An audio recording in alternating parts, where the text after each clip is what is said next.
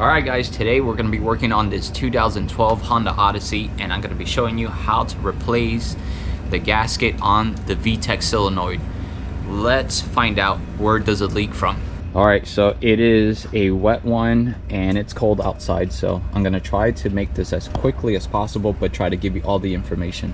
So the VTEC solenoid sits right here in this corner, and I'm going to go ahead and remove this cover off so we could take a better peek.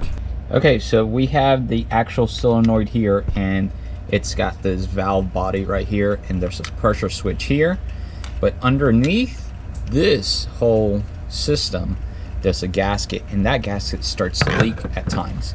I'm going to shine a light down there, and you're going to see that there is a little bit signs of oil leaking, and that gasket is old and it's time to be replaced. So if you're starting to see a little bit of oil here, it doesn't mean that your valve cover is leaking.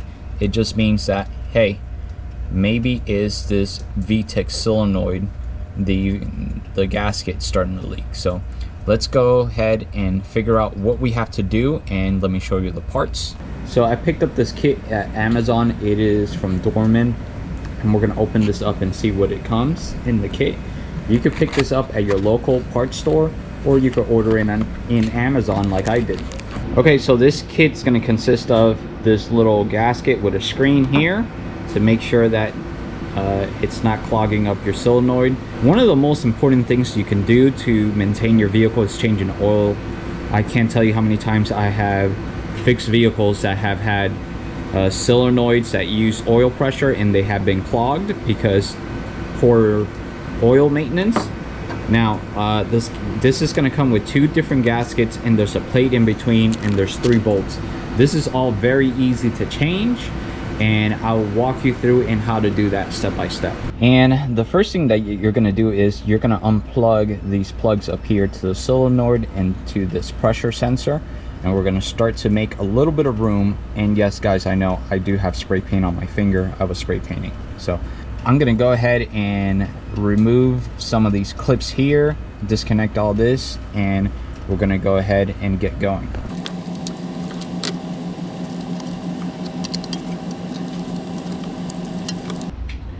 Okay, so I have made a little bit of room here, and if you watch some of my other videos, I don't like to remove too many things. I just like to remove just enough just to get the part out. So in order to be able to remove this unit out of here, we're gonna have to unbolt this bolt down here, and this is just a bracket that holds the cable to the alternator that goes down towards the alternator. We're gonna have to loosen that 10 mil, and then we're gonna have more play. So I'm gonna go ahead and do that right now. Okay, so now we have a lot more room in order to be able to access the bolts and remove that body. And notice I am using this metal tray. I would advise you to do the same thing, to try to keep everything as organized as possible whenever you're doing any type of automotive job. So now we're gonna go ahead and remove some of these bolts, and we're gonna remove these 2 bolts down here. So I have stuffed a couple of shop rags right in here, so when I remove this, the oil doesn't start running down. Will we get a mess? We might still get a mess, but we're gonna minimize that mess. So now I'm gonna go ahead and remove those bolts.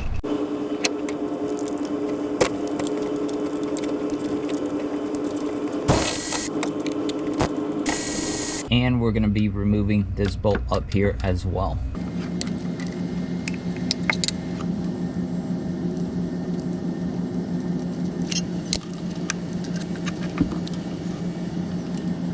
So you can see I have removed the solenoid, and there's this plate right here. You're simply just going to remove this off of here. We're installing a brand new one of these, and also we're going to be removing this gasket right here, the seal. Looks like I'm going to need a pick, so I'm going to go ahead and remove it with this pick right here. Just keep in mind, whenever you're doing a job like this, you don't want to have dirt or any type of grime around here. This valve cover and everything is relatively clean, but if it is dirty, you might want to blow everything off before you start. So just gonna go ahead and remove this, and this is what it looks like. It's coming out of there. Piece of cake. And now we could basically go ahead and install the new one. But what I would like to do before I install it is lube this up with a little bit of motor oil or some O-ring lubrication, silicone lubrication, because we want to make sure we don't pinch this and it fits right in the grooves. We want to make sure it's going to sit in place. So I'm going to lube it up really quick and then install it. But the beautiful thing about this job is it's very quick and easy to do. It's not going to take you long. I show this stuff a lot. I use it for everything. So it's basically safe for all sorts of O-rings and gaskets. So this is the same type of material you would use for O-rings, and I'm just lubing it up here to make sure that when I install this, it doesn't pinch, because sometimes you're putting a plate, you're sandwiching something like this on top of each other, and sometimes if it's not lubed up, if it's dry, the O-ring or gasket will move out of the way and you'll get a leak.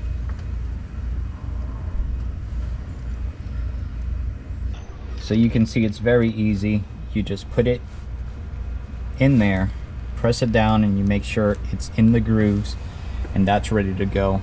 We're going to go ahead and grab the plate and the upper gasket, and then we're going to install it back. And I'm going to record this here just in case you wasn't able to see it when it was installed on the vehicle. This sits in the vehicle like this, and you have these two bolts down here and this one up here in the upper part. So once you remove that, you can slide this out of the way. But we're going to go ahead and remove this gasket and install the new one. I'm making sure it's seating inside those grooves. I want to make sure and reassure myself it's sitting in the right place. So I'm just running my fingers over every single groove and making sure that it's in the right location. And every time I go over a new section, I could feel it press down. So this is important because you don't want it overlapping where it needs to go, where it could pinch and then you have a leak. So once you have that situated, we could put the plate on and install it. So we're gonna grab our plate, and you can see it falls right in these grooves. So that gives you the ability to be able to hold down the plate like this right as you're installing it. And we're gonna go ahead and just place it back where it goes.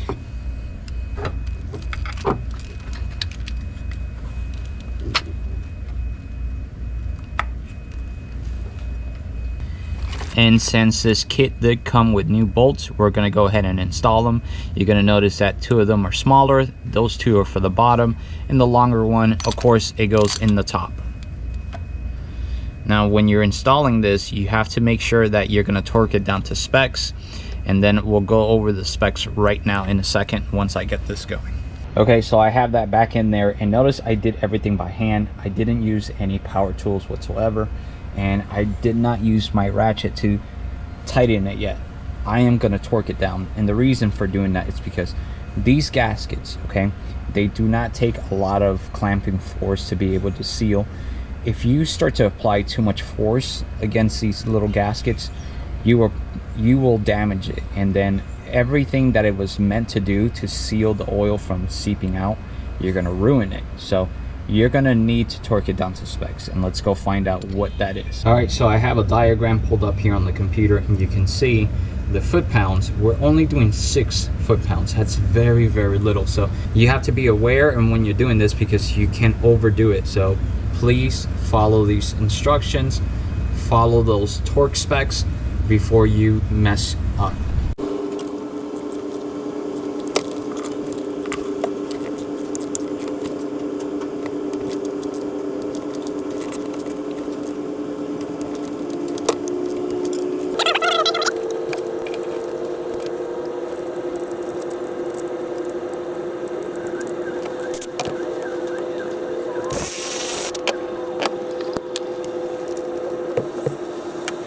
So that is it. It's a very easy, straightforward install.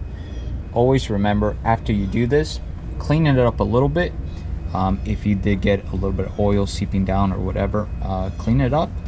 Use whatever you have available. I don't know if you have shop air, if you have a compressor. Clean it up with a little bit with the compressor and maybe a little bit of brake clean, or some type of degreaser or something, just clean it up. You don't want any of that oil continue to drip down into your alternator. Something to keep in mind, you know. So yeah, we're pretty much done. We're gonna start it now and make sure it doesn't leak. So if this is it for you, thank you so much for watching. And remember guys, consider subscribing, because I continue to upload videos like this, useful videos where I show you how to do something, how it works, how to repair. And there's also builds in the channel. There's not only automotive builds, there's other types of builds happening right now. And as of right now, there has been a influx of subscribers that have come over from a video that I posted in how to run your house with your car.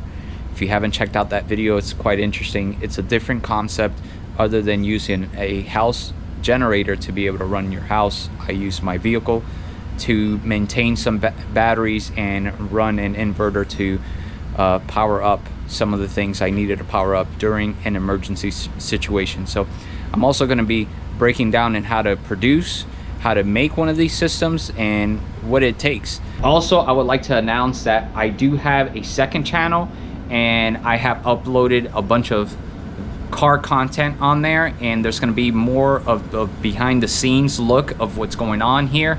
That channel is going to be dedicated strictly to just a relaxed behind the scenes look at how I build the cars and just car talk, specifically car talk, nothing else. So if you join for the builds, specifically for the builds, I'm gonna have a link below so you could go in there and you could subscribe. There's already a couple of videos in there, 3 different ones that no one has seen, and it's other things has happened here at home and with the projects that I'm working on. So yeah, if you're finding me for the first time, there's 2 channels. There's this one that you see here, and there's a link down below, and that one's going to be only car related. So we'll see you in the next one.